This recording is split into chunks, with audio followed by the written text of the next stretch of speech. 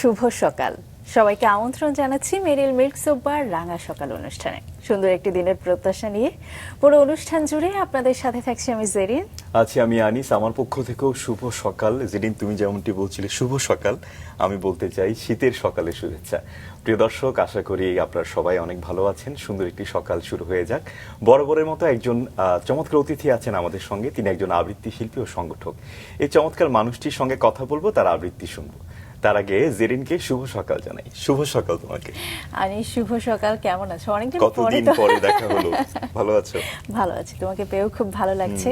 এবং আমার কেন যেন মনে হচ্ছে আজকে তুমি ভীষণ খুশি। ভীষণ খুশি তো অবশ্যই, কারণ খুব প্রিয় একজন মানুষ রয়েছেন। সেটার পাশাপাশি যিনি আবৃত্তি করে তার আবৃত্তি শুনতে বেশি ভালো লাগে। যেহেতু তুমি নিজে আবৃত্তি করে থাকো, আজকে যেহেতু অতিথিও আবৃত্তি শিল্পী, আমার মনে হয় তাই বেশি খুশি। এবং পৃথিবীর সকল আবৃত্তিকারী মনে হয় যে আমার প্রিয় মানুষ। নিঃসন্দেহে। চলো এই মানুষটাকে আমরা জেনে নিই। চলো। প্রিয় দর্শক, আমাদের আজকের রাঙা সকালের অতিথি আবৃত্তি শিল্পী ও সংগঠক AKM মাজহারুল আবেদিন। চলুন আমরা তাকে শুভ সকাল জানাই। শুভ সকাল। শুভ সকাল। শুভ সকাল আপনাদের। কেমন আছেন? আছি ভালো। ভীষণ প্রাণবন্ত দেখাচ্ছে আপনাকে। হ্যাঁ, মনে চেষ্টা হয় করছি, কারণ আমরা বসন্তের একটা ছোঁয়া ভালোবাসার- পাচ্ছি। বসন্তের ছোঁয়া আসলে হচ্ছে টেনে আনার চেষ্টা করছি, কারণ প্রচন্ড ঠান্ডায় যতটুকু সম্ভব বসন্তকে কাছে টেনে আনার চেষ্টা করছি। স্ব স্থান থেকে। আর আমার মনে পড়ছে আপনার সঙ্গে কাটানো সিঙ্গাপুরের মুহূর্তগুলো, যখন আমি ভ্রমণ করতে গিয়েছিলাম। আপনি চমৎকার সঙ্গ দিয়েছেন এবং বাহ। আপনার হাত ধরে সিঙ্গাপুরের ইতিহাস ঐতিহ্যকে জেনেছি। আনিস, তুমি তো আমাদেরকেও নিয়ে যেতে পারতে। একদম, নেক্সট বার নিশ্চয়ই। নিঃসন্দেহে। পরের বার নিশ্চয়ই যাবেন না সবাই সঙ্গে। অবশ্যই। নিশ্চয়ই। একেবারেই স্যার, আমরা শৈশব থেকে শুরু করি। আপনার শৈশবটা আসলে কেমন ছিল? আপনি তো নারিন্দায় জন্মেছেন, ঢাকার। আমার শৈশবটা আমরা বলবো আমাদের সময়, আমরা তো 90 দশকের প্রজন্ম। সো আমাদের শৈশবটা সম্ভবত বর্তমান প্রজন্মের থেকেই একেবারেই আলাদা। কারণ আমরা হচ্ছি সেই প্রজন্ম যারা ডায়াল করা টেলিফোন থেকে শুরু করে আজকের স্মার্টফোন পর্যন্ত এসেছে। বাহ। নিশ্চয়ই। তো আমাদের মাঝের প্রজন্ম হয়তো অন্য কিছু পেয়েছে, কিন্তু সেই অংশটা পাইনি আমরা। আমি মাঝে মাঝে বলি যে আমরা 3টে প্রজন্মের সেতু বন্ধন। শৈশবটা খুব সুন্দর ছিল। পুরান ঢাকার ইতিহাস ঐতিহ্য দেখে দেখে বড় হয়েছি। যেহেতু নারিন্দায় ছিলাম, সেন্ট গ্রেগরি স্কুলের ছাত্র ছিলাম, বাহ। সো ওই অংশটা দিয়ে পুরানো ঢাকায় প্রচুর চলাফেরা হয়েছে।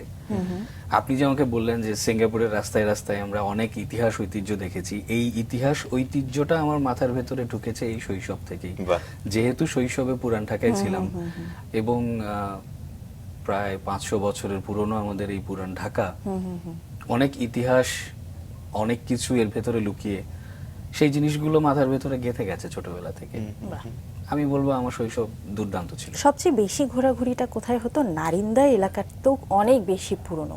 বাট শৈশবের সেই পুরনো জায়গাগুলো মনে আছে যেগুলো হয়তো বা এখন অনেক পাল্টে গিয়েছে?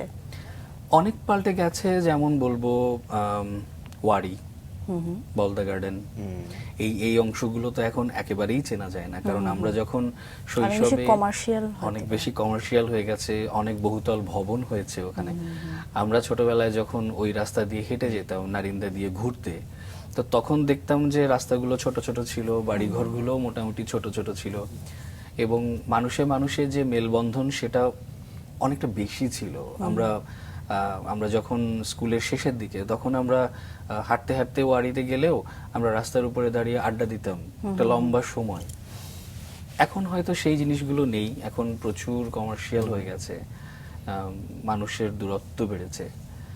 কিন্তু সবচাইতে বেশি যদি বলেন, আমার মনে পড়বে আমার স্কুলের এই রাস্তাটা, লক্ষ্মীবাজার। হ্যাঁ হ্যাঁ। লক্ষ্মীবাজার, নারিন্দা থেকে লক্ষ্মীবাজার হয়ে বাংলা বাজার হয়ে সদরঘাট একদিকে, আরেকদিকে হচ্ছে পাটুয়াটুলি হয়ে একেবারেই পুরনো ঢাকার ভেতরে। একদমই একদমই। এই জায়গাগুলো সবচেয়ে বেশি মনে পড়ে, কারণ 10টা বছর সেন্ট গ্রেগরি স্কুলে পড়েছি, প্রায় প্রতিদিনই সেই রাস্তা দিয়ে গেছি। সেই সময়গুলো, সেই স্মৃতিগুলো সবচাইতে বেশি, এখনো বলবো সবচেয়ে বেশি জেগে আছে ভেতরে। বাহ। দারুণ। চমৎকার। এই আসলে স্মৃতিগুলো আসলে বাঁচিয়ে রাখে আমাদের। আমরা একটু বাবা মার কথা শুনতে চাই। আপনার বাবা একজন বিশিষ্ট মুক্তিযোদ্ধা ছিলেন, মা সাংস্কৃতিক কর্মী ছিলেন, তাদের সঙ্গে আপনার সম্পর্ক একটু শুনি কেমন ছিল? আমার বাবা একজন মুক্তিযোদ্ধা ছিলেন এবং মুক্তিযোদ্ধার সন্তান, এই পরিচয়টা আমার কাছে অনেক গর্বের। দেশ, কাল, বর্ণ, ধর্ম সমস্ত কিছুর উপরে উঠে আমি একজন মুক্তিযোদ্ধার সন্তান, এই পরিচয়টা আমার কাছে অনেক বড়। পাশাপাশি মা জগন্নাথ বিশ্ববিদ্যালয়ের ছাত্রী ছিলেন সেই সময়টাতে। আমার মনে পড়ে আমি যখন ক্লাস 1 বা 2 এই সময়টাতে পড়ি, আমার মা তখন জগন্নাথ থেকে মাস্টার্স করছেন বাহ। বাহ। এবং মা সেই সময়ে সরাসরি স্যার মমতাজউদ্দিন আহমেদের ছাত্রী ছিলেন। তো সেই সুবাদে স্যারের সঙ্গে পরিচয় হয়। মায়ের বিভিন্ন পিকনিক অনুষ্ঠানে আমরা যাইতাম, বিভিন্ন সামাজিক অনুষ্ঠানগুলোতে যেতাম। তো সেই সময় থেকে সাংস্কৃতিক পথ চলাটা ভেতরে গেঁথে গেছে। বাহ।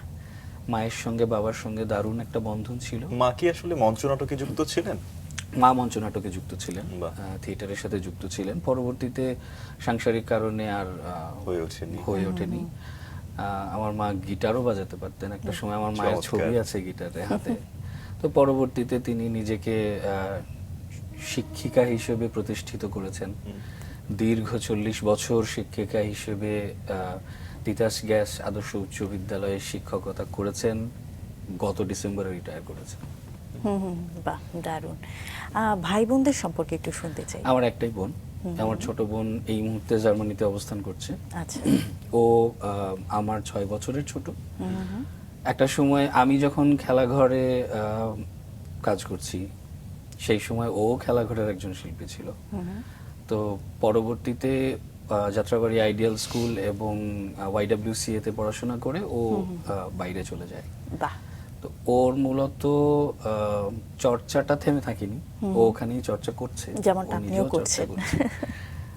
আমার বিষয়টা আসলে ভিন্ন, কারণ আমি একটা লম্বা সময় দেশে থাকার কারণে এবং আমার সাংস্কৃতিক পথ চলাটা স্কুল, কলেজ, ইউনিভার্সিটি এবং ছিল। ইউনিভার্সিটি এবং বিশেষ করে যাদের সংস্পর্শ আমি পেয়েছি, আমি ভীষণ ভাগ্যবান যে আমি তাদের সংস্পর্শ পেয়েছি।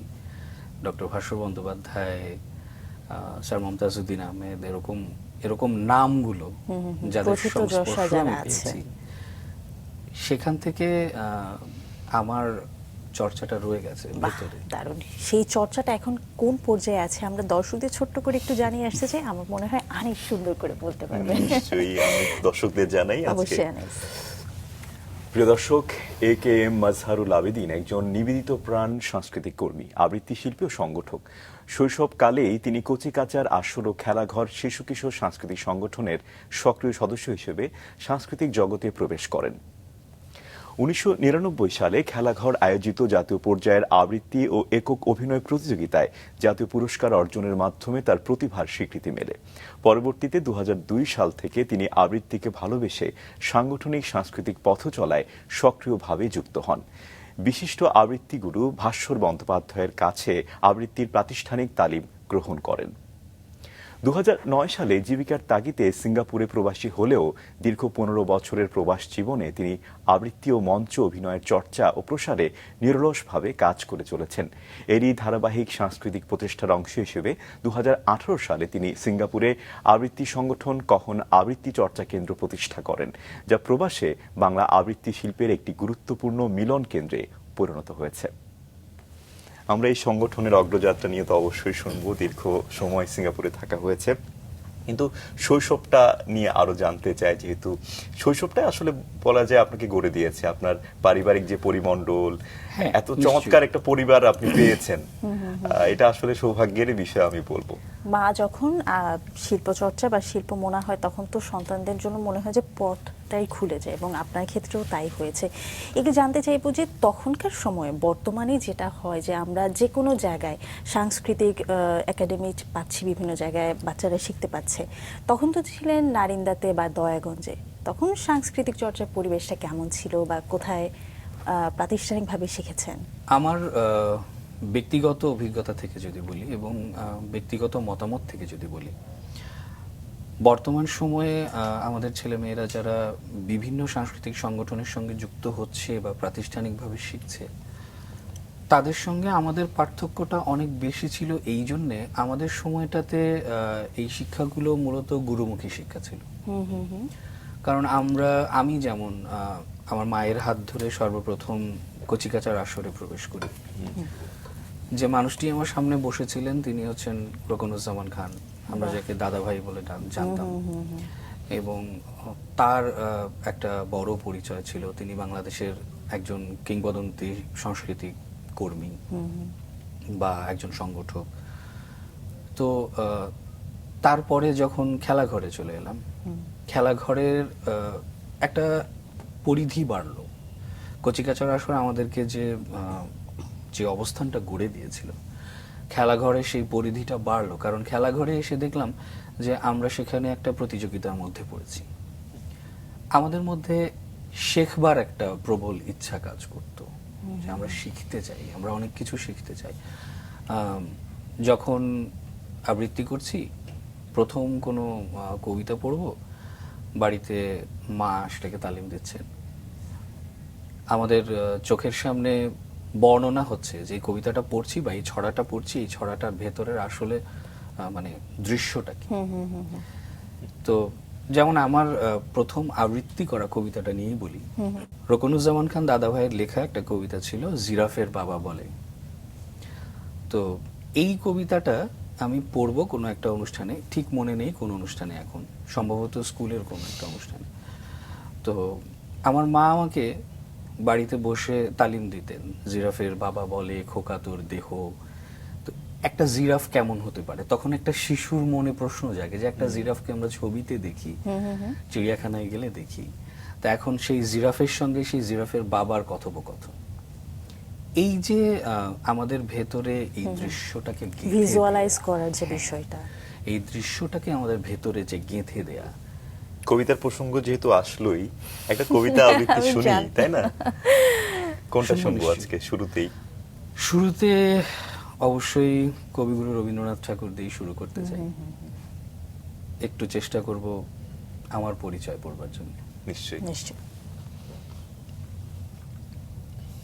একদিন তরিখানা থেমেছিল এই ঘাটে লেগে, বসন্তের নূতন হাওয়ার বেগে। তোমরা শুধাইছিলে মোরে ডাকি, পরিচয় কোনো আছে নাকি, যাবে কোনখানে? আমি শুধু বলেছি খেয়ে জানি। নদীতে লাগিল দোলা, বাঁধনে পড়িল টান, একা বসে গাহিলাম যৌবনের বেদনার গান। সেই গান শুনি কুসুমিত তরুতলে তরুণ তরুণী তুলিল অশোক। মোর হাতে দিয়ে তারা কহিল, এ আমাদেরই লোক, আর কিছু নয়। সেই মোর প্রথম পরিচয়। তারপরে জোয়ারের বেলা সাঙ্গ হলো তরঙ্গের খেলা। কোকিলের ক্লান্ত গানে বিস্মৃত দিনের কথা অকস্মাৎ যেন মনে আনে। কনক চাঁপার দল পড়ে ঝুরে, ভেসে যায় দূরে। ফাল্গুনের উৎসব রাতির নিমন্ত্রণ লিখন পাতির ছিন্ন অংশ তারা অর্থহারা।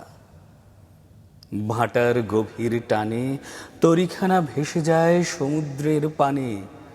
নূতন কালের নবযাত্রী ছেলে মেয়ে শুধাইছে দূর হতে চেয়ে, সন্ধ্যা তারার দিকে বহিয়া চলেছে তরণীকে। সেতারেতে বাঁধিলাম তার, গাহিলাম আর বার, মোর নাম এই বলে খ্যাত হোক, আমি তোমাদেরই লোক, আর কিছু নয়, এই হোক শেষ পরিচয়। আমি বা আমরা তোমাদেরই লোক। চমৎকার। আসলে কবিতা আবৃত্তি যখন ভিজুয়ালাইজ হয়, যে চোখে যে দৃশ্যটা যখন ভেসে ওঠে, তখনই হয়তো বা একজন আবৃত্তিকারের সার্থকতা ফুটে তাই না? ওঠে। হ্যাঁ, নিশ্চয়ই। এই জন্যই আমাদের আবৃত্তির প্রশিক্ষণের সময় আমাদের গুরু বলতেন যে একটা কবিতাকে বহুবার করে পড়তে হবে, যতক্ষণ পর্যন্ত তুমি সেই কবিতাটার অর্থ বা দৃশ্যটা নিজের চোখের সামনে দেখতে না পাচ্ছ। আমরা সেখান থেকেই দৃশ্যায়নটাকে চোখের সামনে দেখি, তারপরে পড়বার চেষ্টা করি।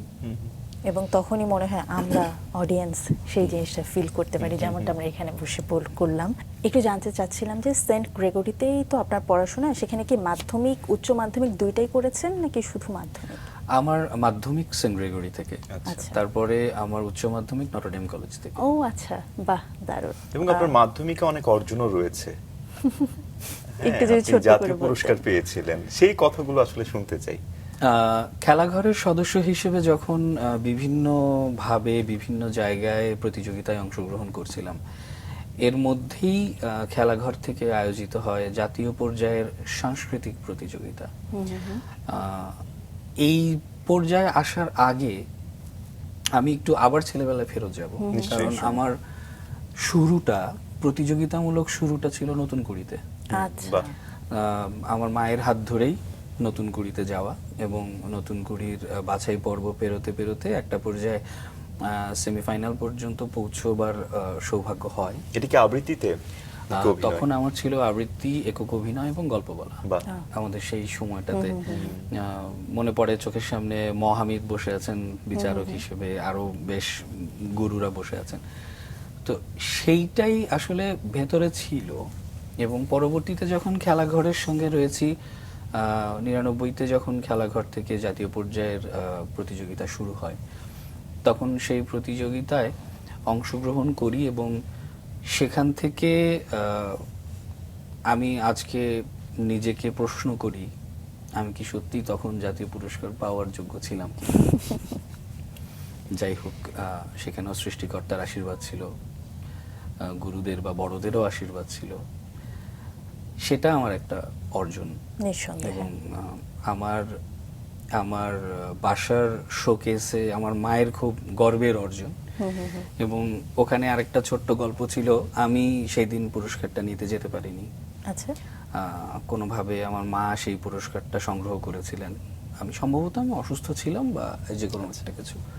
তো পরবর্তীতে আমার স্কুলের যিনি তখন প্রিন্সিপাল, ব্রাদার লিও, ওনার হাতে আমি সেই পুরস্কারটা গ্রহণ করি। স্যার, যেমনটা শুনছিলাম আপনার মাধ্যমিক পড়লেন সেন্ট গ্রেগরিতে এবং উচ্চ মাধ্যমিক নটরডেমে, যে দুইটা শিক্ষা প্রতিষ্ঠান আসলে মানে বাংলাদেশের অন্যতম, কারণ তাদের যে ছোটবেলা থেকে ভিতটা গড়ে দেয়, এমন একটা মানবিক, এমন একটা মূল্যবোধ শিখায়, যার জন্য আমি এ পর্যন্ত যেই কয়েকজনকে দেখেছি তাদের চিন্তাধারা অনেক বেশি সমৃদ্ধ, অনেক বেশি উন্নত।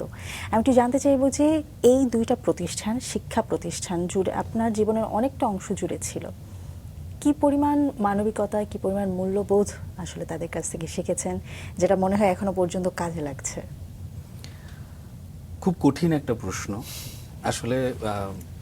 এত বেশি শিক্ষা সেন্ট গ্রেগরি এবং নটরডেম থেকে, কোনটা ছেড়ে কোনটার কথা বলবো সেটা বুঝতে পারাটাই কঠিন। তবে নিশ্চয়ই সবার আগে বলতে হবে নিয়মানুবর্তিতা। সেন্ট গ্রেগরি 1882 খ্রিস্টাব্দে স্থাপিত। আমার যদি ভুল না হয়ে থাকে, বাংলাদেশের সর্বপ্রথম মিশনারি স্কুল। হ্যাঁ। এবং আমাদের এই স্কুলটাই প্রথমে ছিল সেন্ট গ্রেগরি স্কুল এবং কলেজ, যেটা পরবর্তীতে নটরডেম কলেজে ট্রান্সফার হয়। তো আমরা ছেলেবেলা থেকে বাঙালি শিক্ষক যেমন পেয়েছি, তেমন বিদেশি শিক্ষকদেরও পেয়েছি। বাহ। আমরা অনেকগুলো ভাগ দেখতাম, এক এক ভাষার মানুষ, এক এক ধরনের ইংরেজি, কিন্তু তার সবকিছুর মাঝখানে এই যে কঠোর নিয়ম কানুন মেনে চলা, এই জিনিসটাকে আমি বলবো যে আমার জীবনের পথ চলার পরবর্তী অংশ, মানে যখন প্রাপ্তবয়স্ক হয়েছি বা যখন কর্মজীবনে প্রবেশ করেছি, এই জিনিসটা আমাকে সবচাইতে বেশি সহযোগিতা করেছে। বাহ। দ্বিতীয়ত, আমাদের ভেতরে যে ভিত গড়ে দেয়া, আমার মনে পড়ে আমরা ছেলেবেলায় 4 থেকে 5 ঘন্টার বেশি পড়ার টেবিলে থাকতাম না, এবং তার জন্য বাবা মায়ের কাছে বকুনিও খেতাম। আচ্ছা কারণ আমাদের মাথায় কাজ করতো যে আমাদের পড়াশোনা ক্লাসে হয়ে গেছে, আমাকে 4-5 ঘন্টার বেশি টেবিলে আর থাকতে হবে না। তো এই জিনিসগুলো যে আমাদের ভেতরে থাকা এবং প্রতিটা অংশ থেকে পড়া, প্রতিটা অংশ জানা, এই যে জানার স্পৃহা, এটা স্কুল এবং কলেজ আমার ভেতরে গেঁথে গেঁথে দিয়েছে। জানার এবং শেখার স্পৃহা, বাহ, এই দুটো বিষয়ে আমি ভীষণ কৃতজ্ঞ। আমরা যে প্রসঙ্গে ছিলাম জেরিন, সেটা হচ্ছে পুরস্কারটা আপনি নিতে পারেননি।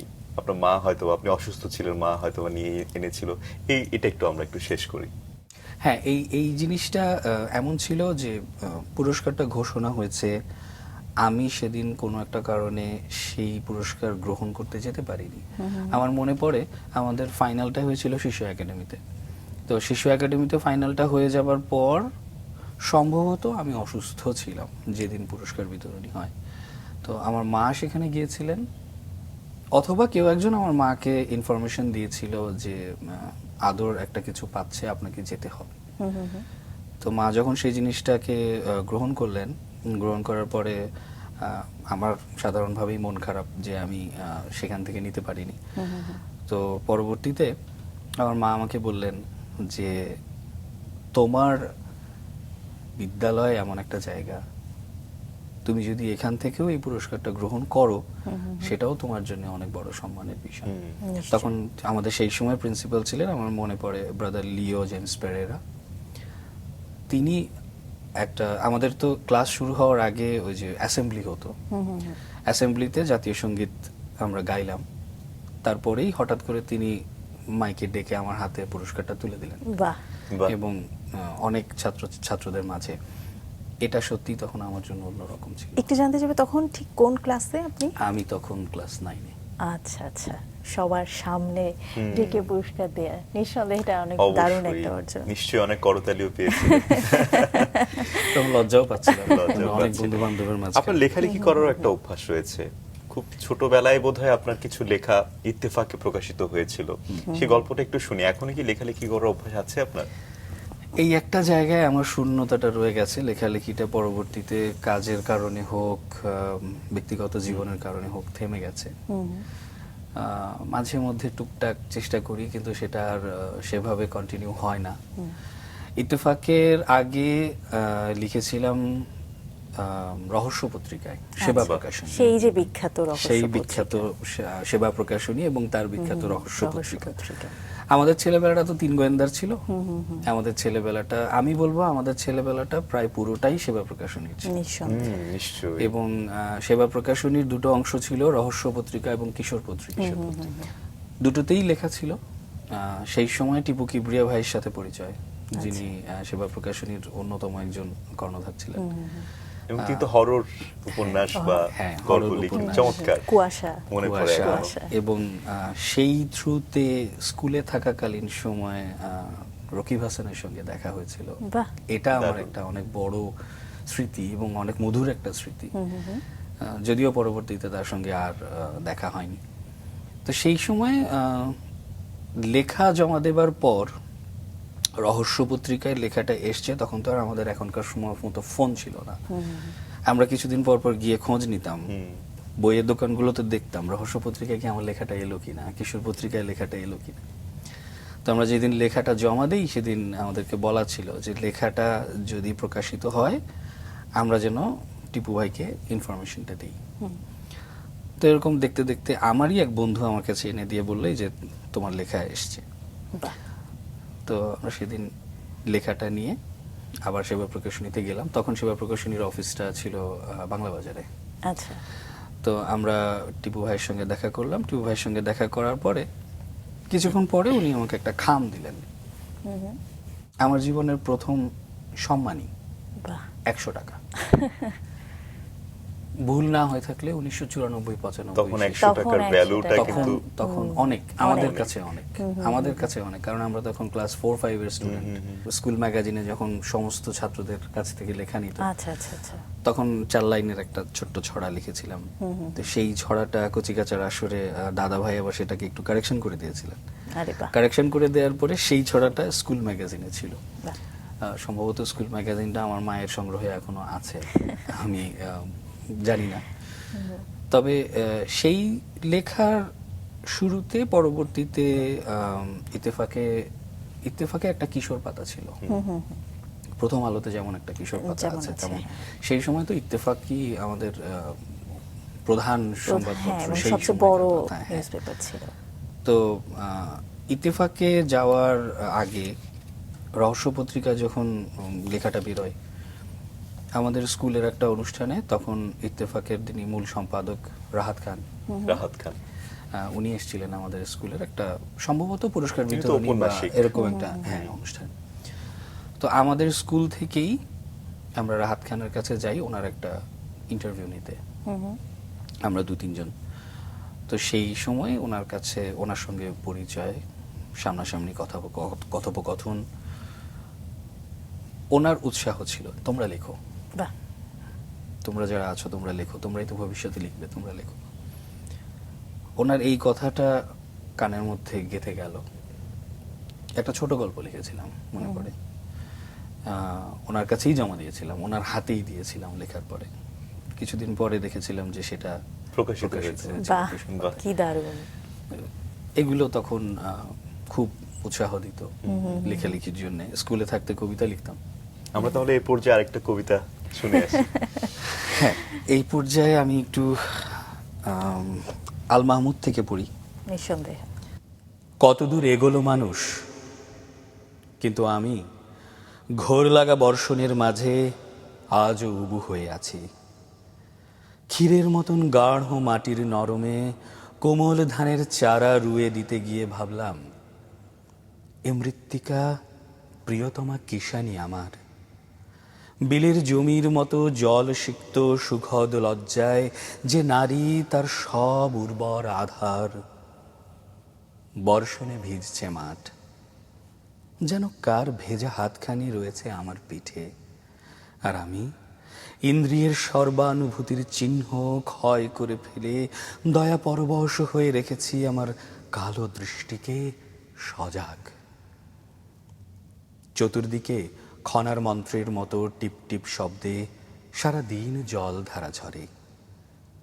জমির কিনার ঘেঁষে পলাতক মাছের পেছনে জলডোরা সাপের চলন নিঃশব্দে দেখেছি যে। বাহুতে আমার আতঙ্কে লাফিয়ে উঠছে সবুজ ফড়িং।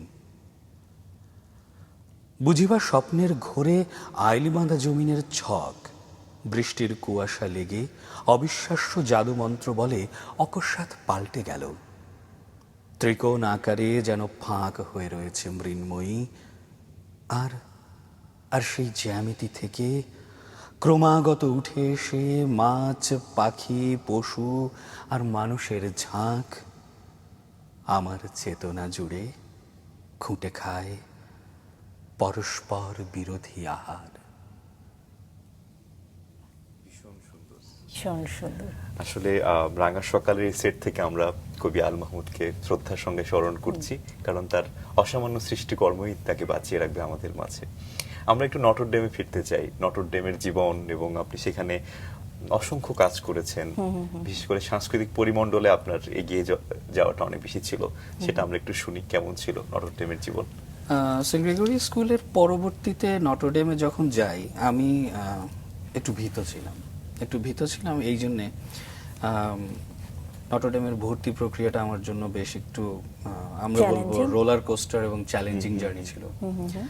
তো ভর্তি হবার পরে আমার বিভিন্ন আত্মীয় স্বজন, বিভিন্ন অগ্রজদের কাছ থেকে শুনতাম, হ্যাঁ অনেক কঠিন জায়গা, তোমাদের জন্য অনেক কঠিন হবে ইত্যাদি ইত্যাদি।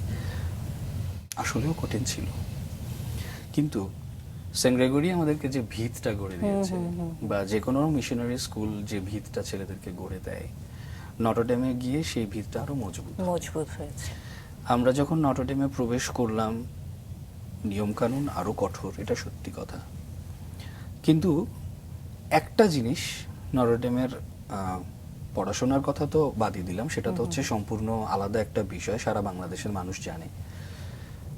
একটা বিষয় নটরডেমের যেটা সবচাইতে ইউনিক, আমাদের সময় নটরডেমে 19টা সাংস্কৃতিক ক্লাব ছিল। আরে বাহ। বিভিন্ন কাজের জন্য, ডিবেটিং ক্লাব থেকে শুরু করে লেখক কুঞ্জ এরকম প্রায় বাহ। 19টার মতো ক্লাব ছিল, যেখানে ছেলেপেলেদের অংশগ্রহণ ছিল অলমোস্ট বাধ্যগত। বাহ। ওটা সবাইকে একটা আলাদা পরিমণ্ডলে নিয়ে যায়। তো আমি যখন নটরডেম কলেজে ভর্তি হই, আমার প্রথম অংশগ্রহণ করা ক্লাবই ছিল নটরডেম আবৃত্তি দল, তারপরে নটরডেম নাট্য দল, এবং আমার যদি ভুল না হয়ে থাকে, বাংলাদেশে কলেজ পর্যায়ে নটরডেম কলেজই একমাত্র যেখানে একটি নির্দিষ্ট আবৃত্তি সংগঠন আছে কলেজ ক্যাম্পাসের ভেতরে। আমার জানা মতে আর কোনো কলেজে সেটা নেই। এবং নটরডেম আবৃত্তি দল প্রায় 32 বছর পেরিয়ে গেছে তার প্রতিষ্ঠার। এবছর গেল বছর 33তম জন্মবার্ষিকী সম্ভবত হলো, আমি আসতে পারিনি। তো আবৃত্তি দল, নাট্য দল, নটরডেম সাংস্কৃতিক দল, ডিবেটিং ক্লাব তো বিখ্যাত। এরকম প্রতিটা ক্লাবের সঙ্গে যুক্ত হওয়ার সঙ্গে সঙ্গে দেখলাম যে আমার সাংস্কৃতিক পরিমণ্ডলটা বেড়ে গেল, শিক্ষাটা বেড়ে গেল, এবং স্কুলে যা শিখেছি দেখলাম তার মধ্যে অনেকটা ভুল ছিল। সেই ভুলগুলোকে ঠিক করে আবার নতুন করে এগিয়ে যাওয়ার শোধরানোর একটা জায়গা ছিল। একটা জায়গা তৈরি হলো। এবং আমার আবৃত্তি চর্চার সাংগঠনিক শুরুটা হলো নটরডেম আবৃত্তি দলের হাত ধরে। 2002-তে এসে আমি নটরডেম আবৃত্তি দলের সাধারণ সম্পাদক নির্বাচিত হলাম। বাহ। বাহ। এবং সাংগঠনিক বলেন আর যে কোনোভাবেই বলেন, যে কোনো একটা নেতৃত্বের জায়গা, সাধারণ সম্পাদকের পদ থেকে একটা নেতৃত্বের জায়গায়, এটা আমার জীবনে তখন প্রথম। কারণ এটা আমার খুব প্রথম বড় এবং অভিজ্ঞতা। বিশাল একটা অর্জন। হ্যাঁ। এবং সেই পর্যায়ে আমরা যারা বন্ধু বান্ধবরা যারা একসঙ্গে কার্যকরী পরিষদে ছিলাম, আমরা সবাই মিলে একটা জাতীয় পর্যায়ের আবৃত্তি উৎসব আয়োজন করলাম। বাহ। সেই 2002 সালের কথা। এবং সেই থেকে আমার আবৃত্তির প্রতি ভালোবাসাটা আরো বাড়লো। এবং সেই থেকেই কি ভাস্বর বন্দ্যোপাধ্যায়ের সঙ্গে আপনার পরিচয়? ভাস্বরদার সাথে পরিচয় নটরডেম কলেজে থাকা পর্যায়ে, এবং সেটা একটা অন্যরকম একটা বিষয় ছিল। আমার মনে পড়ে পরিষ্কার, ভাস্বরদার 50তম জন্মদিন, মানে ওনার 50তম জন্মদিনে কথা আবৃত্তি চর্চা কেন্দ্র আয়োজন করে শুভ পঞ্চাশত, শুধু ভাস্বর বন্দ্যোপাধ্যায়ের একক আবৃত্তি অনুষ্ঠান। তো তার আগে কথা আবৃত্তি চর্চা কেন্দ্রের সাথে পরিচয় হয় কথা আবৃত্তি চর্চা কেন্দ্রের 18তম প্রতিষ্ঠাবার্ষিকীতে। বিভিন্ন কলেজ থেকে উদীয়মান আবৃত্তি শিল্পীদের বা নবীন আবৃত্তি কর্মীদেরকে তারা নিমন্ত্রণ পাঠিয়েছিলেন। আচ্ছা। তো আমাদের কলেজ থেকে আমি এবং আমার আরেকটা বন্ধু আমরা যাই কবিতা পড়তে। তো তখন তো আমাদের জন্য এটা একটা ভীষণ কঠিন ব্যাপার, কারণ আমাদেরকে তখন একটা বিষয় ছিল এমন যে 5 জন করে মঞ্চে ডাকা হচ্ছে, শিল্পীরা উঠছেন, একটা করে কবিতা পড়ছেন, নেমে যাচ্ছেন। তো আমাদেরকে যখন ডাকা হলো, আমি দেখতে পাচ্ছি আমার ডান পাশে একজন কিংবদন্তি আবৃত্তি শিল্পী, বাম পাশে একজন কিংবদন্তি আবৃত্তি শিল্পী, আমি মাঝখানে বসে আছি এবং আমার হাঁটু কাঁপছে। আমি ওনাদের সাথে কবিতা পড়তে মঞ্চে এসেছি। তো আমার ডান পাশে যিনি ছিলেন তিনি আমার হাঁটুর উপরে হাত রাখলেন। বাহ। এই যে স্নেহ, এই যে আশীর্বাদ, আমার কাছে মনে হলো যে আমি অনেক কিছু পেয়েছি। আমি মঞ্চে উঠলাম, কবিতা পড়লাম। আমার মনে আছে রবীন্দ্রনাথ থেকে পড়েছিলাম। সেই দিন ভাস্বরদাকে দেখেছি, তার সঙ্গে কথা সেভাবে হয়নি। ভাস্বরদাকে আরো পরিপূর্ণভাবে জানলাম তার 50তম জন্মদিনে সেই একক আবৃত্তি অনুষ্ঠানে 1.5 ঘন্টা মন্ত্রমুগ্ধের মতো শুধু অডিটোরিয়ামে বসে ওনার কবিতা শুনেছি।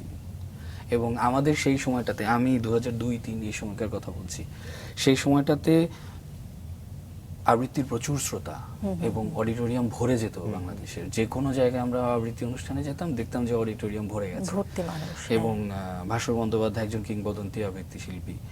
দাদার আবৃত্তি শুনে ওই দিন অনুষ্ঠান থেকে বেরিয়ে এসে কথা আবৃত্তি চর্চা কেন্দ্রের প্রশিক্ষণের ওয়ার্কশপের যে ফর্মটা, সেই ফর্মটা ফিল আপ করে তারপর বাড়িতে এসেছি। স্যার গল্প শুনছিলাম, আপনার কথা যত শুনছি তত মনে হয় মন্ত্রমুগ্ধের মতো শুনছি, এত দারুণভাবে বলছেন। এই বলার মাঝে আমার মনে হয় একটা কবিতা শুনে আসলে খুব দারুণ হয়, কি বলো আনিস? হ্যাঁ, একদম। একটা কবিতা শুনে। পড়ছি সুনীল গঙ্গোপাধ্যায় থেকে, তুমি যেখানেই যাও। তুমি যেখানেই যাও আমি সঙ্গে আছি। মন্দিরের পাশে তুমি শোনোনি নিঃশ্বাস? লঘুমরালির মতো হাওয়া উড়ে যায়, জ্যোৎস্না রাতে নক্ষত্রেরা স্থান বদলায়। ভ্রমণকারিণী হয়ে তুমি গেলে কার্শিয়াং, অন্য এক পদশব্দ পেছনে শোনোনি? তোমার গালের পাশে ফুঁ দিয়ে কে সরিয়েছে চূর্ণ অলোক? তুমি সাহসিনী, তুমি সব জানলা খুলে রাখো। মধ্যরাত্রে দর্পণের সামনে তুমি এক হাতে চিরুনি, রাত্রিবাস পরা এক স্থির চিত্র। যেরকম যেরকম বতিচেল্লি এঁকেছেন, ঝিল্লির আড়াল থেকে আমি দেখি তোমার সুঠাম তনু, ওষ্ঠের উদাসে লেখা। ভিখারি বা চোর কিংবা প্রেত নয়, সারা রাত আমি থাকি তোমার প্রহরী। তোমাকে যখন দেখি তার চেয়ে বেশি দেখি যখন দেখি না। শুকনো ফুলের মালা যেরকম বলে দেয় সে এসেছে, চড়ুই পাখিরা জানে আমি কার প্রতীক্ষায় বসে আছি। এলাচের দানা জানে কার ঠোঁট গন্ধময় হবে। তুমি ব্যস্ত, তুমি একা, তুমি অন্তরাল ভালোবাসো। সন্ন্যাসীর মতো হাহাকার করে উঠি, দেখা দাও, দেখা দাও। পর মুহূর্তেই ফের চোখ মুছি, হেসে বলি, তুমি যেখানেই যাও আমি সঙ্গে আছি। তোমাকে যখন দেখি তার চেয়ে বেশি দেখি যখন দেখি না। ভীষণ সুন্দর। সুন্দর লাইন, তাই না আনিস? একদম। তোমাকে অনেক বেশি দেখি যখন তোমাকে দেখি না, যে আমি তোমাকে বলছি কথাগুলো। ধন্যবাদ আনিস। আচ্ছা, তো আমরা নটরডেমে ছিলাম, একটু ঢাকা বিশ্ববিদ্যালয়ে যেতে চাই। ছোটবেলা থেকে তো একটা লক্ষ্য নির্ধারণ করা থাকে সাধারণত, বা আমার একটা চাপ থাকে, বা আপনার নিশ্চয়ই ব্যক্তিগত জীবনেও একটা লক্ষ্য ছিল যে এই জায়গাটাতে যেতে চাই, অমুক পেশায় নিজেকে নিয়োজিত করতে চাই, এমন কি কোনো লক্ষ্য ছিল? লক্ষ্য ছিল ডাক্তার হওয়ার, আচ্ছা আচ্ছা, নিজেরও লক্ষ্য ছিল, যে কারণে নটরডেম কলেজে আমি খুব সিরিয়াসলি বায়োলজিকে নিয়েছিলাম। বাবা মায়েরও স্বপ্ন ছিল। এটা আসলে কিন্তু কিভাবে সম্ভব? একটা মানুষ সে শিক্ষাগত বা পড়াশোনায় এত ভালো, সাংস্কৃতিক ভাবে এত ভালো। আমি পড়াশোনায় কখনোই এত ভালো ছিলাম না, কখনোই এত ভালো ছিলাম না, তবে চেষ্টা করেছি। আমার কাছে সবসময় মনে হতো, আমার বাবা একটা কথা বলতেন যে তুমি যদি 100-তে 100 নম্বরও পাও, কিন্তু তুমি যদি মানুষ না হও তাহলে ওই নাম্বারটা আমার দরকার নেই। দারুণ বলেছেন। বাবার এই কথাটা সবসময় মাথায় রাখতাম। আমি আমার সন্তানকেও আমি বলি যে তোমাকে 100-তে 100 পেতে হবে এমন কোনো কথা নেই, তোমাকে মানুষ হতে হবে। যদিও সেটা বোঝার বয়স এখনো ওর আসেনি, তবে যখন আসবে তখন বুঝবে। এবং খুব ভালো ছাত্র কখনোই ছিলাম না। আচ্ছা, স্টুডেন্ট লাইফে টার্বুলেন্স আছে, বেশ ওঠানামা আছে। নটরডেম কলেজের পরে ইচ্ছে ছিল ডাক্তারি পড়বার, ডাক্তারি পড়া হয়নি বিভিন্ন কারণে। তারপরে পুরোটা সময় কলেজের পরে কথাকে দেবার চেষ্টা করেছি, কথা আবৃত্তি চর্চা কেন্দ্রের সাথে পুরোটা সময়। এমনকি ঢাকা বিশ্ববিদ্যালয়ের এই অঙ্গনে আমার বিচরণে দেখা যেত একটা অধিকাংশ সময় আমি টিএসসিতেই বসে আছি, আমি কথা আবৃত্তি চর্চা কেন্দ্রের সঙ্গেই বসে আছি, বিভিন্ন কর্মশালায় ছাত্রছাত্রীদেরকে নিয়ে এদিক থেকে দৌড়াচ্ছি, ওদিকে দৌড়াচ্ছি, এটা করছি সেটা করছি। সেই সময়টাতে আমি একটা চাকরিতেও জয়েন করি। আচ্ছা। এবং পাশাপাশি কি আপনি অভিনয়ের সঙ্গে যুক্ত ছিলেন? মঞ্চে আমি কাজ করতেন? পাশাপাশি অভিনয়ের সঙ্গে যুক্ত ছিলাম। নটরডেম নাট্যদলের সাথে মানে পাশ করে যাবার পরেও বেশ অনেকদিন যুক্ত ছিলাম, নির্দেশনা দিয়েছি। কিন্তু যখন আরেকটু প্রসার হলো তখন দেখা যাচ্ছে যে আবৃত্তির পাশাপাশি অন্যান্য কিছুতে সময় দেওয়াটা কঠিন হয়ে গেল, কারণ আমি তখন একটা চাকরিতে জয়েন করি। আচ্ছা। তো সেই চাকরির ক্ষেত্রটা আমার ছিল মুন্সিগঞ্জ। আচ্ছা। তো সেই মুন্সিগঞ্জে থাকাকালীন মুন্সিগঞ্জ থেকে এসে যে সময় ইউনিভার্সিটিতে দেওয়া। সময় দেয়া, কথা আবৃত্তি চর্চা কেন্দ্রের জন্য বাকি সময়টুকু বরাদ্দ করে ফেলা, এরপরে থিয়েটারে আমি একটু অমনোযোগী হয়ে যাই, সত্যি কথা বলবো। তারপরে তো চলে গেলাম সিঙ্গাপুর, চর্চাটা সাথে সাথে গেল, চললো। সিঙ্গাপুরের মতো একটা বলা যায় আমাদের এদিককার একটা উন্নত দেশ বাংলাদেশ এবং সিঙ্গাপুর, বাংলাদেশ থেকে গিয়ে সিঙ্গাপুরের যে অভিজ্ঞতা এবং দীর্ঘ বছর আপনার থাকে, স্টিল আপনি সিঙ্গাপুরে রয়েছেন এখন এবং ছুটিতে দেশে এসেছেন, প্রায় মনে হয় আপনি 16 বছর ধরে আছেন, প্রায় যদি ভুল 16 না বছর, করে থাকি। হ্যাঁ। দীর্ঘ কেমন একটা ছিল আসলে শুনি? শুরুটা তো নিশ্চয়ই কঠিন ছিল, কারণ একেবারে নিজের চেনা গণ্ডির বাইরে গিয়ে সম্পূর্ণ অপরিচিত একটা গণ্ডি, একটা হচ্ছে ইতিহাস ঐতিহ্যের মাঝখানে বড় হওয়া একটা মানুষ, হঠাৎ করে গিয়ে লোহালক্করের মাঝে পড়লাম। কারণ সিঙ্গাপুর তো, আমি যখন 2009-তে যাই, সিঙ্গাপুর তখন ইতিমধ্যে প্রতিষ্ঠিত একটি দেশ। আমরা শুনতাম গল্প একটা সময় বাংলাদেশের 1 টাকা সিঙ্গাপুরের 15 টাকা এরকম ছিল। সেই সিঙ্গাপুর, আমি যখন সিঙ্গাপুরে যাই তখন সিঙ্গাপুরের 1 টাকা বাংলাদেশের প্রায় 50 টাকার কাছাকাছি। আরে বাহ, তো সিঙ্গাপুর তখন ইতিমধ্যে দাঁড়িয়ে গেছে। আমি যখন প্রথম চাকরিতে জয়েন করি সিঙ্গাপুরে, সেটা ছিল অ্যাডমিনিস্ট্রেটিভ জব। আচ্ছা, তো একটা প্রজেক্টের আমার মূল ক্ষেত্রটা হচ্ছে অয়েল অ্যান্ড গ্যাস। আচ্ছা। তো আমি মূলত শোধনাগারেই কাজ করি। তো সেখানে জয়েন করার পরে দেখলাম এই অংশটা ভীষণ বিস্তৃত এবং পেট্রোকেমিক্যাল এই সেক্টরটাতে সবাই কাজ করতে চান না, কারণ ভীষণ রিস্কি একটা জায়গা এবং এখানে অ্যাক্সিডেন্ট হচ্ছে, ওখানে গ্যাস লিক হচ্ছে, এটা হচ্ছে সেটা হচ্ছে। এর মাঝখানেই যখন প্রথম চাকরিতে জয়েন করি, একটা প্রজেক্টের কনস্ট্রাকশন চলছে তখন অ্যাডমিনিস্ট্রেশনে। আমাদের ওই কনস্ট্রাকশনের জায়গাটা ছিল একটা আলাদা আইল্যান্ড, সম্পূর্ণ সিঙ্গাপুর মেইনল্যান্ড থেকে বাইরে। সারাদিন কাজ করার পরে যখন কোয়ার্টারে ফিরে আসতাম, তখন আমরা একটা কোয়ার্টারে থাকতাম ডরমিটরির মতো। তো আমরা যখন ফিরে আসতাম, ডরমিটরির ঠিক সামনেই হচ্ছে সমুদ্র, চারিদিকে সমুদ্র। তো ওইটুকু জায়গা আমাদের মানে কাজের বাইরে যাওয়ার পারমিশন ছিল। তো ওই সমুদ্রের ধারে বসে কবিতা পড়া। আচ্ছা। তারপরে মনে হলো যে না, যেহেতু পেট্রোকেমিক্যাল রিফাইনারিতে আমি কাজ করছি, অ্যাডমিনিস্ট্রেশন এবং লজিস্টিক্সে আসলে আমার জন্য তেমন কিছু নেই। আমি একটু খোলা মনের মানুষ, একটু স্বাধীনতা ভালোবাসি, স্বাধীনচেতা মানুষ। আমার আসলে একটু খোলামেলা জায়গা দরকার, অফিসের গণ্ডিটা ভালো লাগছে না। তো তখন আমি আমার সুপিরিয়রকে অনুরোধ করলাম যে আমাকে ফিল্ডে ট্রান্সফার করা হোক।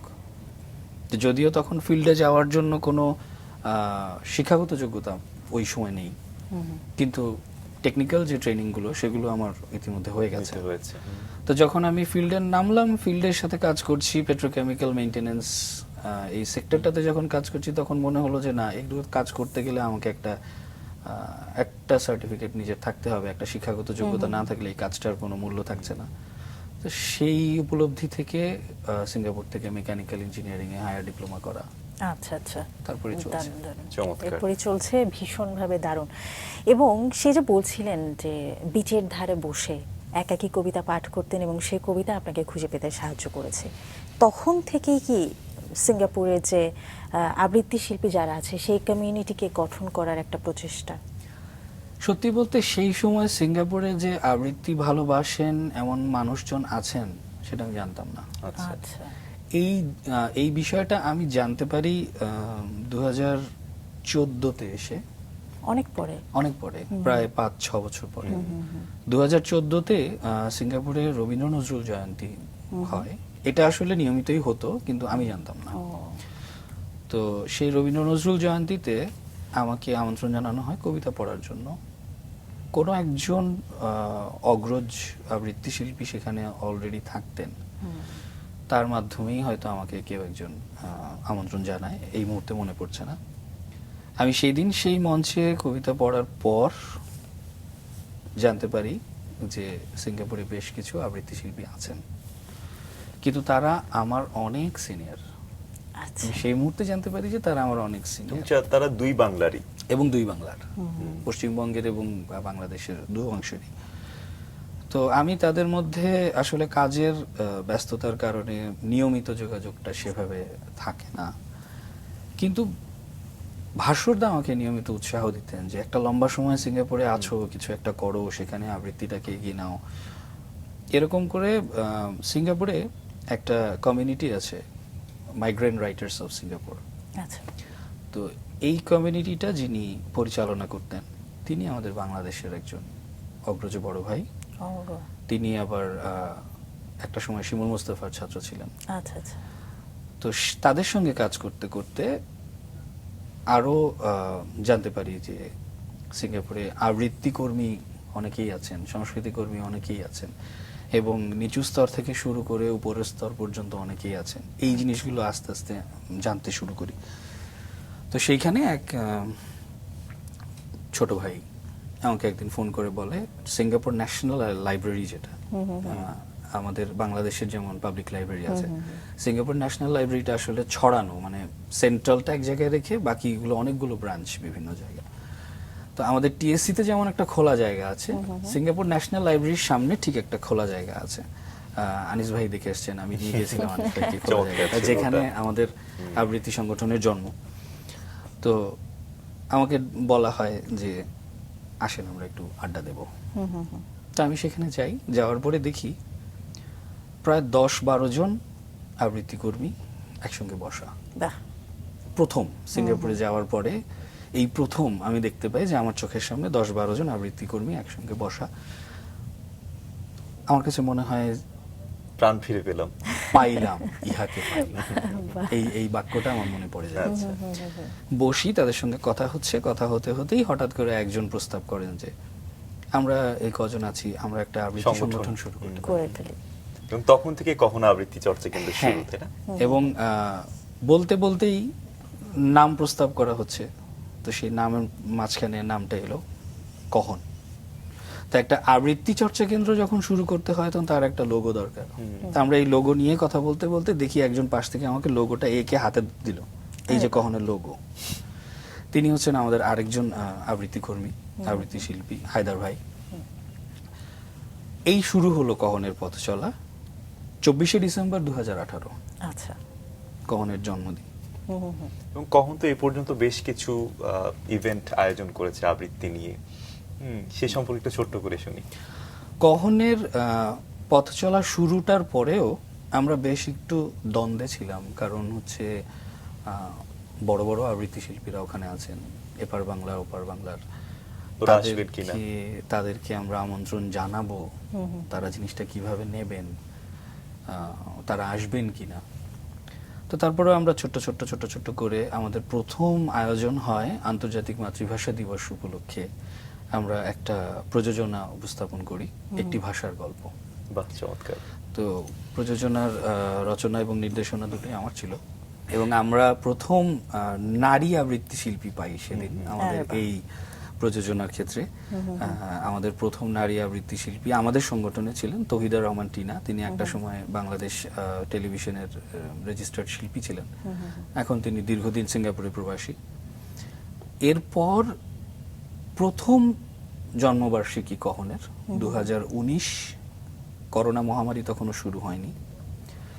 সেই সময় আমি সবাইকে ব্যক্তিগতভাবে আমন্ত্রণ জানাই, কিন্তু কেউ আমাকে সরাসরি বলেননি যে আসতে। বলা যায় যে প্রথম জন্মবার্ষিকী থেকে 2025 7 বছরের পথ চলা। আমি যতদূর জানি আনিসের কাছ থেকে আমি শুনেছি খুব দারুণ ভাবে আপনারা কাজ করে যাচ্ছেন, চেষ্টা করছি। শেষ পর্যায়ে তো চলে এসেছি। একদমই। আমরা আরেকটা কবিতা শুনি, আমি জানি আনিস কবিতা শুনতে চাইবে, একটা কবিতা শুনে আসি। নিশ্চয়ই। আজকে শেষ কবিতাটা আমি একটু সমসাময়িক প্রেক্ষাপটে পড়তে চাই। নিশ্চয়ই। একটা কবিতা আমাকে খুব আন্দোলিত করে, ভাস্কর চৌধুরীর আমার বন্ধু নিরঞ্জন। অনেক কথা বলবার আছে আমার, তবে সবার আগে নিরঞ্জনের কথা বলতে হবে আমাকে। নিরঞ্জন আমার বন্ধুর নাম। আর কোনো নাম ছিল কি তার? আমি জানতাম না। ওর একজন বান্ধবী ছিল, অবশ্য কিছুদিনের জন্য সে তাকে প্রীতম বলে ডাকত। ওর বান্ধবীর নাম ছিল জয়লতা। নিরঞ্জন জয়লতা সম্পর্কে আমাকে কিছু বলেনি তেমন। জয়লতাকে কখনো কোনো চিঠি লিখেছিল কিনা সে কথাও আমাকে সে বলেনি। তবে জয়লতার চিঠি আমি দেখেছি। একটা চিঠি ছিল এরকম: প্রীতম, সময় গড়িয়ে যাচ্ছে, তুমি বলেছ এখন দুঃসময়, কিন্তু আমি জানি সব সময়ই সুসময় যদি কেউ ব্যবহার করতে জানে তাকে। আমি বুঝি বেশি দিন নেই, যদি পারো এক্ষুনি তুলে নাও, নইলে অন্য পুরুষ ছিবড়ে খাবে আমাকে। আমার ঘরে বসে সিগারেট টানতে টানতে নিরঞ্জন চিঠিটা চুপ করে এগিয়ে দিয়ে বলেছিল, বিভু, চিঠিটা পড়ুন। আমি প্রথমে পড়তে চাইনি, পরে ওইটুকু পড়ে তার দিকে তাকিয়েছিলাম। না, সিগারেটের ধোঁয়ায় আমি কোনো নারী প্রেম তাড়িত মানুষের ছায়া দেখিনি। ভয়ানক নির্বিকার। কিছু বলছেন না যে? আমি জিজ্ঞেস করেছিলাম, কি বলবো? এই ব্যাপারে? কোন ব্যাপারে? এই যে জয়লতা? বাদ দিন। আমি বাদ দিয়েছিলাম। নিরঞ্জন আমার ঘরে বসে অনেকক্ষণ সিগারেট টেনে টেনে ঘরটাকে অন্ধকার করে চলে গিয়েছিল সেদিন। জয়লতার সঙ্গে অন্য পুরুষের বিয়ে হয়েছিল। আমি জয়লতা এবং অন্য পুরুষটিকে দেখেছি বহুবার বিশ্ববিদ্যালয়ে। জয়লতা আরো দেমাগী, আরো সুন্দরী হয়ে উঠেছিল। একথার সূত্রে নিরঞ্জন আমাকে বলেছিল, মানুষকে এত ক্ষুদ্রার্থে নেবেন না। মানুষ এত বড় যে আপনি যদি মানুষ শব্দটি একবার উচ্চারণ করেন, যদি অন্তর থেকে করেন উচ্চারণ, যদি বোঝেন এবং উচ্চারণ করেন মানুষ, তো আপনি কাঁদবেন। আমি মানুষের পক্ষে, মানুষের সঙ্গে এবং মানুষের জন্যে, হ্যাঁ, মানুষের মুক্তির জন্যে নিরঞ্জন মিছিল করত। আমি শুনেছি নিরঞ্জন বলছে, তুমি দুষ্কৃতী মারো, বাঙালি মারো, হিন্দু মুসলমান মারো, গেরিলা তামিল মারো, এভাবে যেখানে যাকেই মারো না কেন, ইতিহাস লিখবে যে এত মানুষ মরেছে। বড়ই করুণ এবং বড়ই দুঃখজনক। শক্তির সপক্ষে তুমি যার মৃত্যু উল্লেখ করে উল্লাস করো না কেন, মনে রেখো মানুষই মরেছে। এই ভয়ঙ্কর সত্য কথা নিরঞ্জন বলেছিল। মিছিলে হাত উঠিয়ে বলেছিল, এভাবে মানুষ মারা চলবে না, মানুষকে বাঁচতে দাও। তার উদ্যত হাতে লেগেছিল মানুষেরই হাতে বানানো বন্দুকের গুলি। বুকেও লেগেছিল, যেখান থেকে মানুষ শব্দটি বড় পবিত্রতায় বেরিয়ে আসত। সে লাশ, আমার বন্ধু নিরঞ্জনের লাশ। আমি দেখেছি রক্তাক্ত ছিন্ন ভিন্ন লাশ। মানুষ কাঁধে করে তাকে বয়ে এনেছিল মানুষের কাছে।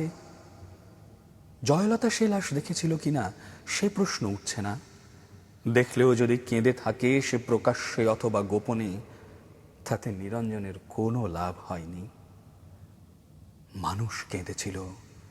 আমি জানি তাতে নিরঞ্জনের লাভ ছিল। নিরঞ্জন প্রমাণ করতে পেরেছিল গতকাল মিছিলে আইন অমান্যের অভিযোগে যে দুষ্কৃতী মারা গিয়েছে তার নাম নিরঞ্জন। সে আসলে মানুষ। আসলে কবিতায় আমাদের মানুষ আবার বীজ বপন করে। অসংখ্য ধন্যবাদ, আপনি সময় দিয়েছেন। আপনাদেরকেও ধন্যবাদ। ধন্যবাদ মাছরাঙা টেলিভিশনকে আমাকে সুযোগ করে দেওয়ার জন্য। ধন্যবাদ।